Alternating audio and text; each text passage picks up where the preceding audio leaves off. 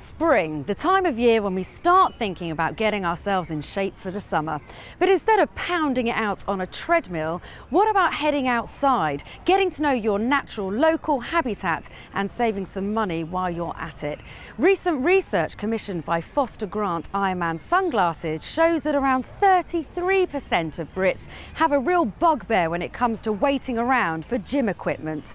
So I'm off to meet Ironman Mark Bayliss, who's going to show us how we can take our fitness into our own hands with 5 easy steps, none of which include waiting around for gym equipment.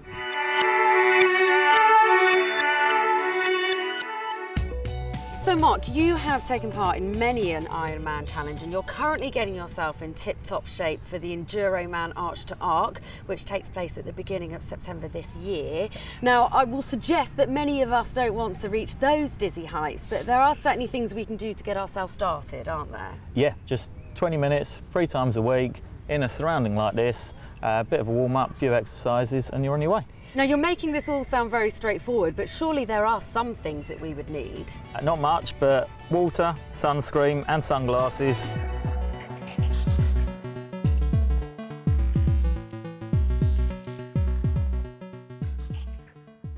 So Mark, is it better psychologically to do your exercise outside than inside? Yeah, absolutely, because you've got the fresh air, just the general surroundings, and the sunshine is much, much nicer. So time for me to don on the glasses, and how about you and I get ready for our warm-up?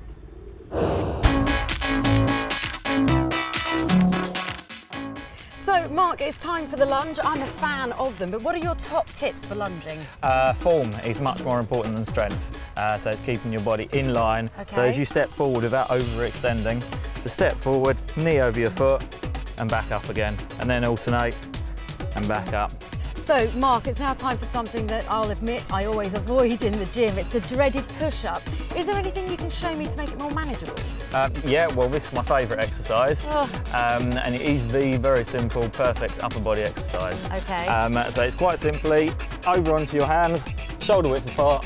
If I go onto my feet, you go onto your knees, okay, which makes an easier pivot, and then straight down, chest to the floor, and back up again. And how many should we be aiming to do? Well, hundreds. The simple squats, why are they so good for us? Well, we're working our quads and we're working our bum again. Again, that area that needs some attention. That's it, yes. Okay. And it's a very, very simple one. We just have legs shoulder width apart, toes at a natural angle pointing out, and we squat down, keeping our knees in line with our toes, and back up again. You use your hand for balance, and that is it. We lay back and we look, keep our head looking up to the sky. Okay. So we don't bend our neck. Hands on the top of your legs and just push them towards your knees and lift up. While you're lifting up, you're concentrating on pushing your belly button towards the ground.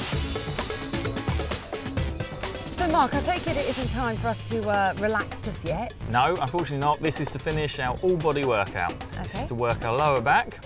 Very simply, just lay down, face towards the ground, arms out to the side, and just lift up. It's as simple as that. Oh, and I can really feel that in the lower back, actually. Yep, that's exactly where you should feel it. And if you keep your feet close to the ground, don't lift them up, it really isolates the lower back.